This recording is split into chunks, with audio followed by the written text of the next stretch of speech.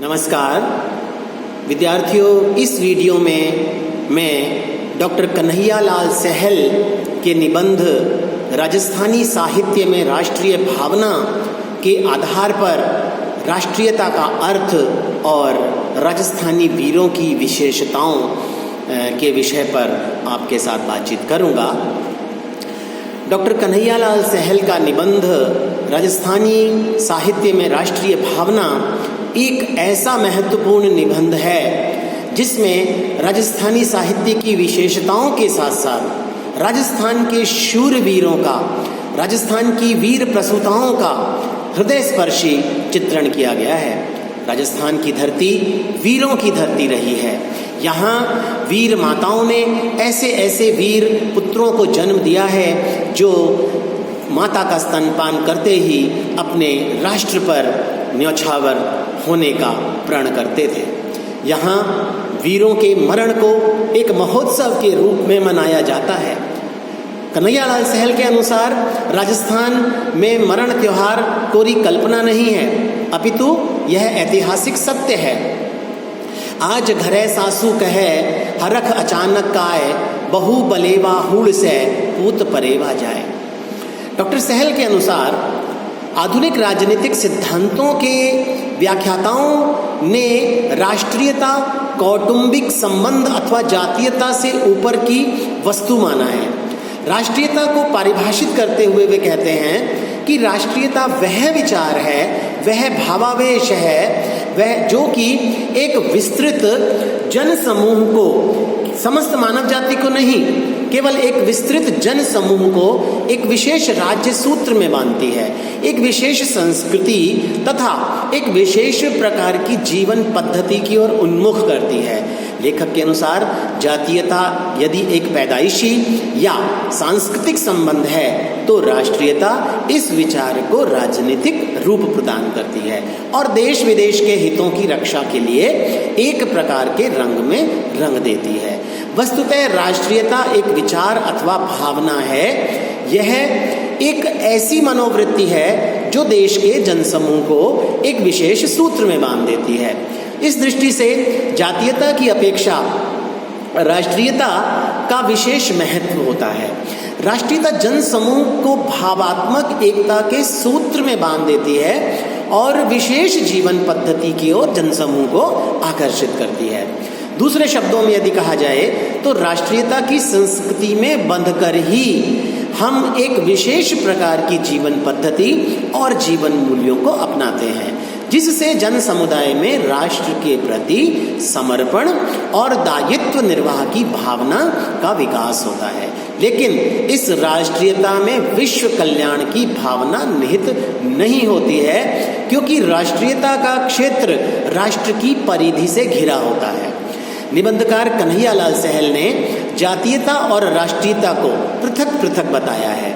उनके अनुसार जातीयता का संबंध जन्म से होता है, जहाँ मनुष्य जन्म लेता है और जिन संस्कारों और जीवन मूल्यों के बीच पलता है उसके प्रति मानव का दायित्व होता है, जिसे जातीय दायित्व की संज्ञा दी जा सकती है।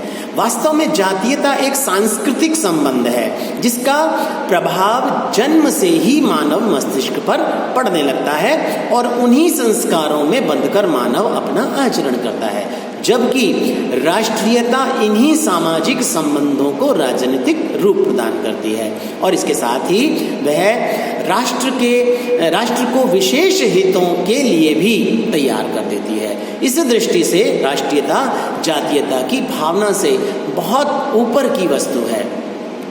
डॉक्टर कन्हैयालाल सहल ने राजस्थानी वीरों की कई सारी विशेषताओं का वर्णन अपने इस निबंध में किया है। उनका मानना है कि राजस्थानी वीरों में स्वदेश प्रेम की उत्कट भावना पाई जाती है।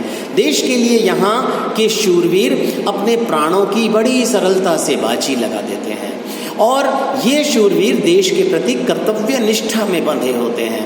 यहाँ के वीर जब मातृभूमि की बलिवेदी पर अपने प्राण न्यौछावर करते हैं तब समाज के लोग उनकी कर्तव्य निष्ठा का गुणगान करते हैं।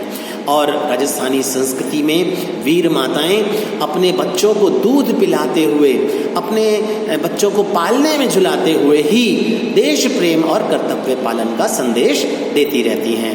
ईला न देनी आपनी, हालरिया हुलराई, पूत सिखावे पालने, मरण बढ़ाई माई। पैदा होने के साथ ही वे अपने पुत्र को अपनी कोख और अपने दूध को न लजाने की शिक्षा देती हैं और देश पर मर मिटने की शिक्षा देती हैं। राजस्थानी वीरों की माताएं और पत्नियां उनके इस कार्य में बहुत अहम भूमिका अदा करती हैं। देश प्रेम और कर्तव्य भावना की वे एक प्रतिमूर्ति होती हैं। कृपाण लेकर वे शत्रु को ललकारती हैं और जौहर की ज्वाला तक में जल जाया करती हैं।